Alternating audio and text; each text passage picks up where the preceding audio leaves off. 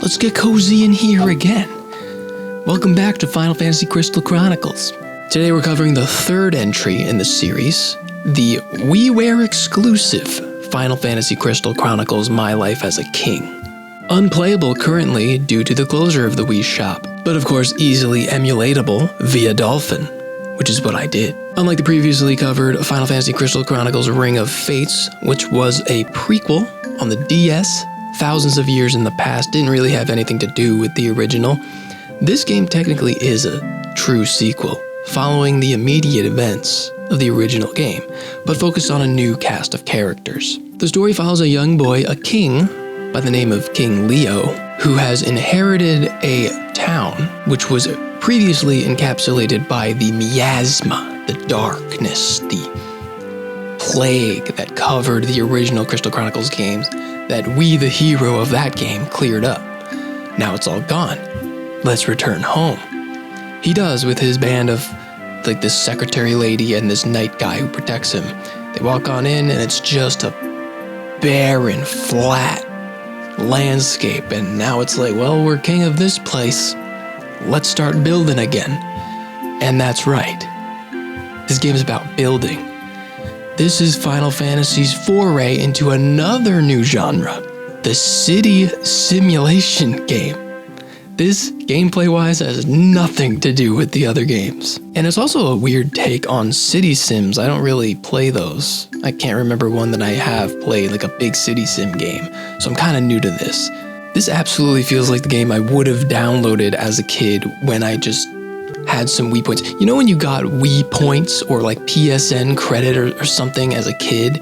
Like when you're an adult, you're like, oh, I can get this game that I've been looking at, but waiting for a sale or something like that. But when you're a kid, you just get a gift card and you're like, I have to spend this immediately. And you just go to the shop and buy something, and then whatever it is, you're stuck with it. My Wii menu as a kid was filled with the most random stuff. Like there was the WarioWare DIY showcase next to Castlevania 3 Dracula's Curse, next to My Pokemon Ranch, Ninja Gaiden 1, Ninja Gaiden 2, Ninja Gaiden 3, Cruisin' USA. And this game felt like it would have had a perfect spot right next to all of those. Just some random game. Let's get into it. You're the king. You send people off on adventures, on quests to caves that you discovered. You have this map in the beginning. You say, okay, we're gonna put on the bulletin board today, go here and find things, explore, or beat the boss or something. And then you send them off, and you really are just the king. Your job is to stay in town. You will stay in town. The whole game is the town. And you just walk around. You say, I'm gonna build a house here. I'm gonna build a shop here. A bakery should go there. Yeah. Oh, you're sad? You don't want to go on the mission? Well, you have to. I'm king. Ooh, you just call the shots. It's kind of cool.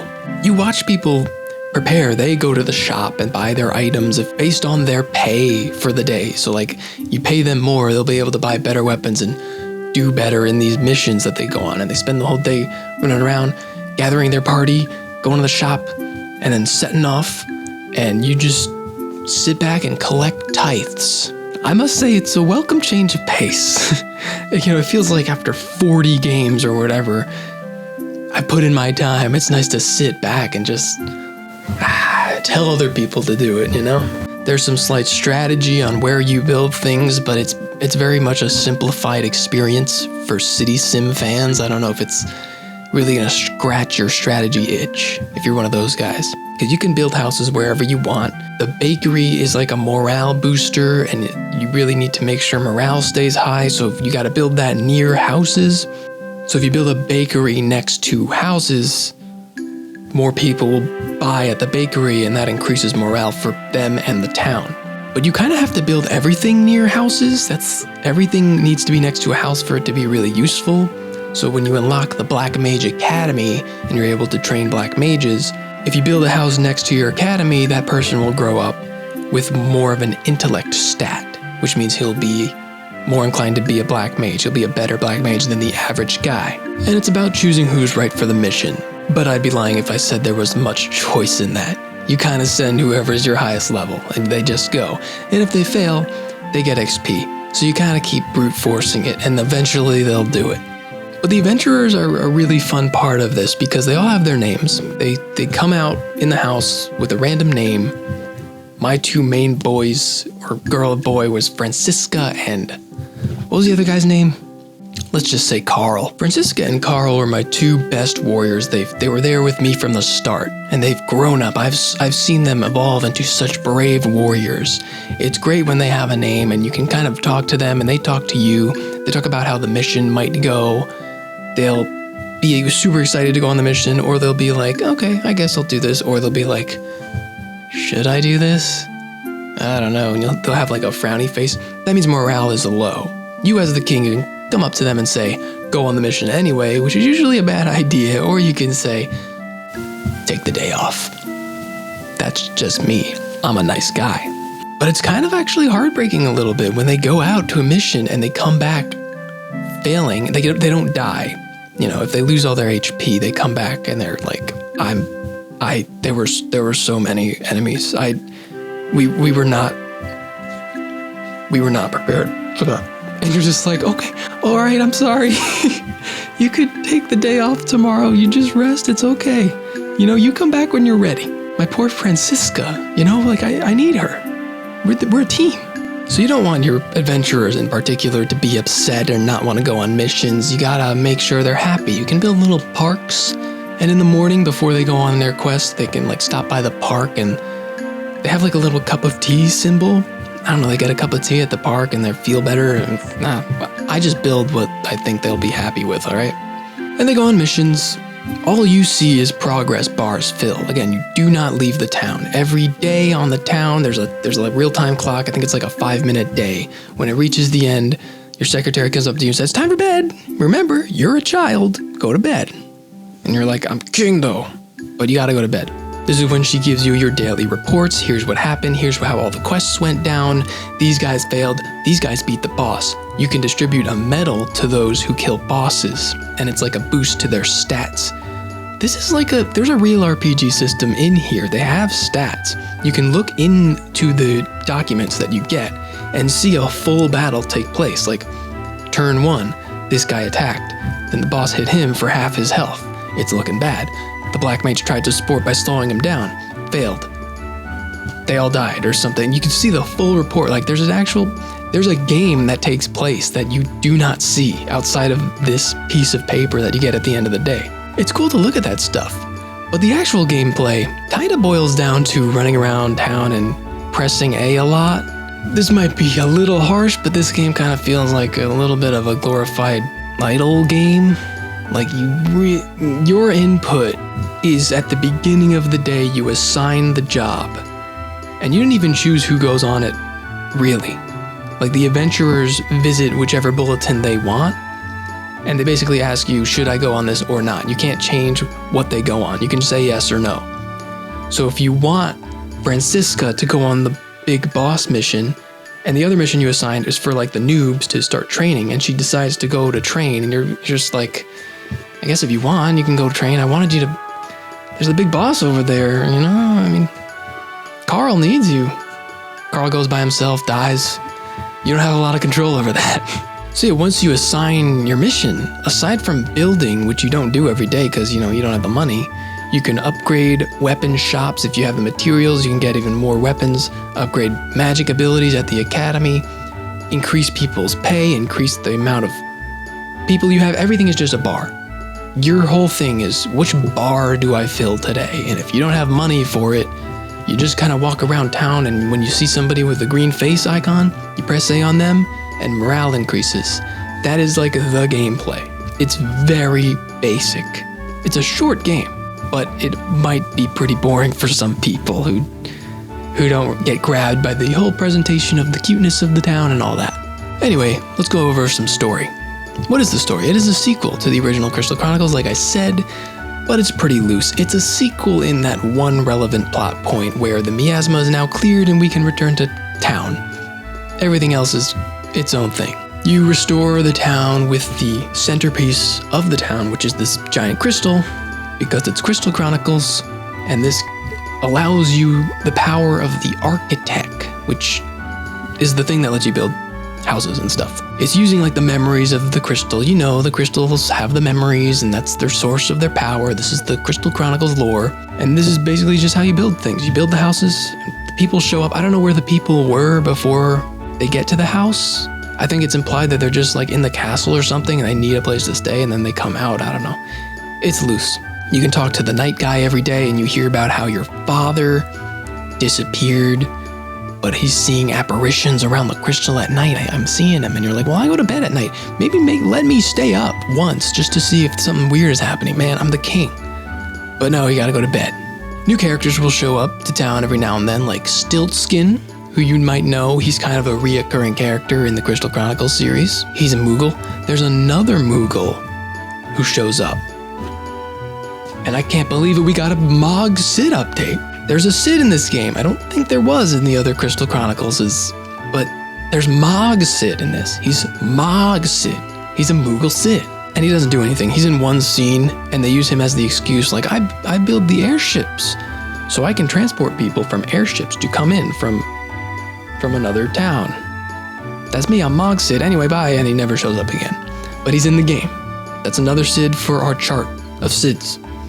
Keep track of those guys. As you build the town and explore more and more story reveals itself. You find out there was an apparition of your dad appearing around the crystal at night. But that wasn't your dad, that was the Dark Lord in disguise as your dad. He's secretly an evil Dark Knight guy. There's always a Dark Knight in Crystal Chronicles. The story takes kind of an interesting turn where you find out that during the miasma, the creatures that you call monsters used to prosper in this town, this flat town.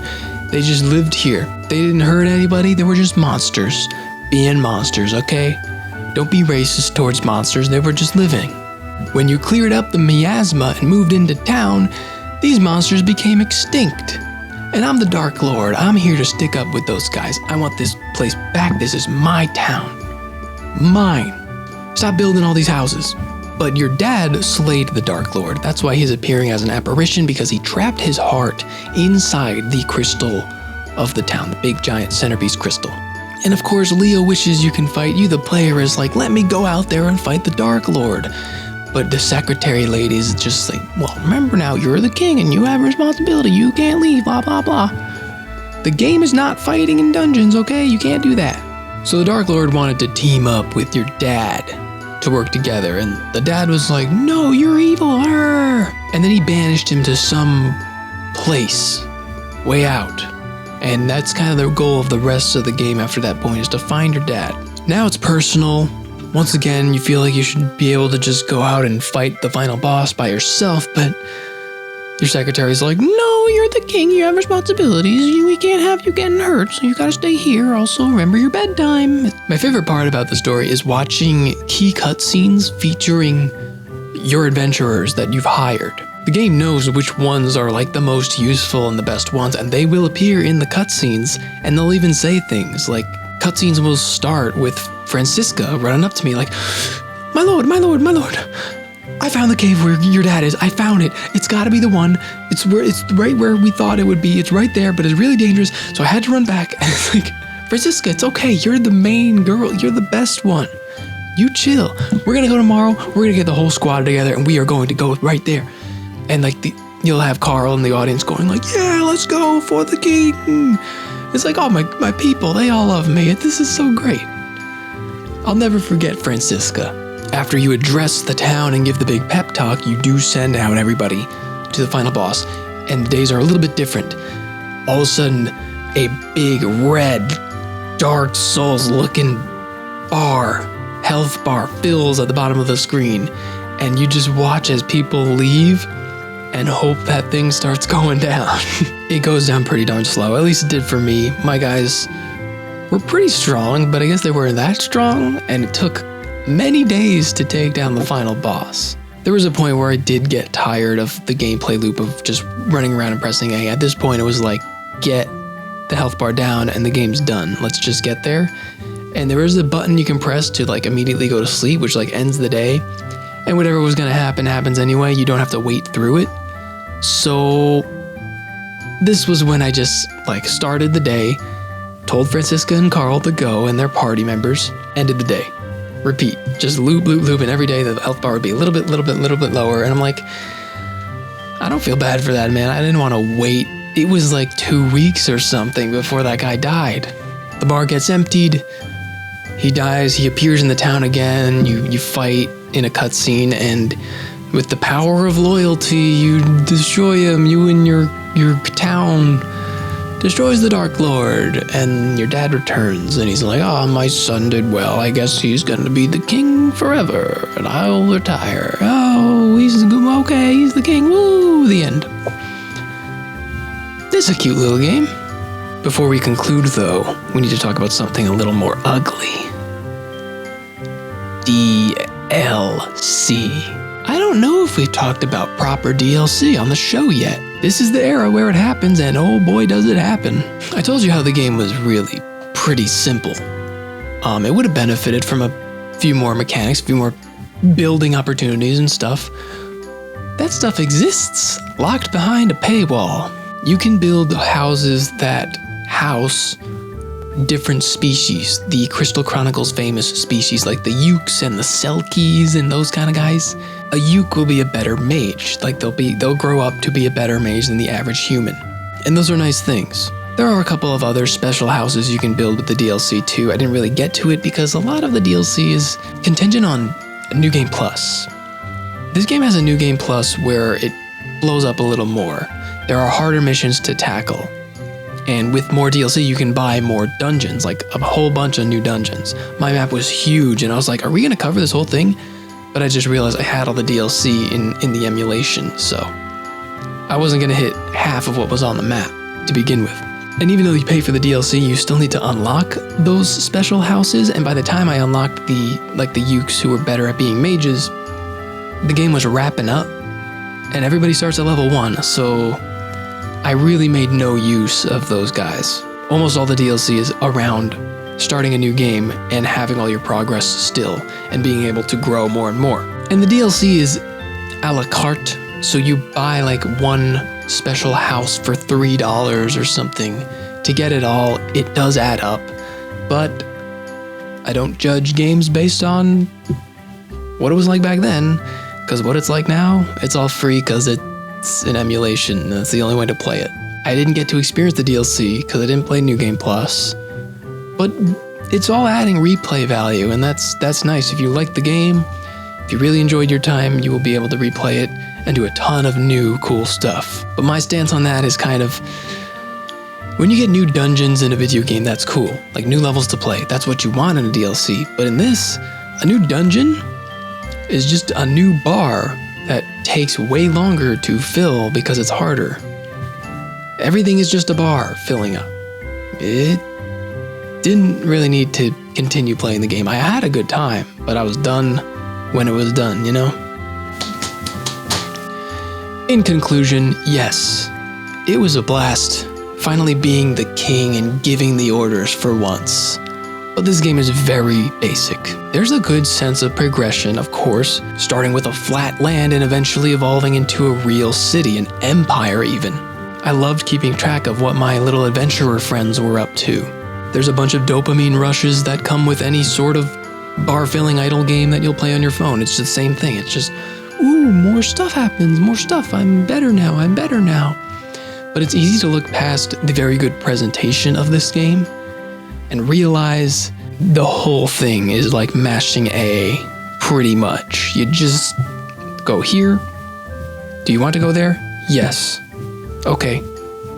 Press A on guy to increase morale. Press A here, press A here, press A here. You don't do much else. And I'm kind of wondering, is this a good game for Crystal Chronicles fans? The last two games played similarly. This game is totally different, nothing like those other two. It also doesn't have much to do story-wise. And is this game good for city sim fans? Any person who's like a big fan of cities, skylines, or one of those, SimCity, I can't imagine they'd be super into this game because it's so dialed back. It's not going to give you that level of strategy you get with those games. So this is just, I don't know who this game is for, aside from people who like a little fun random game set in a Final Fantasy universe, which I like. So I guess it was kind of for me. Oh, and I should mention the music. The there's like one song in this game. It plays around town. It becomes better as you progress in the game. There's like better versions of the song that play, but it's the same thing, really.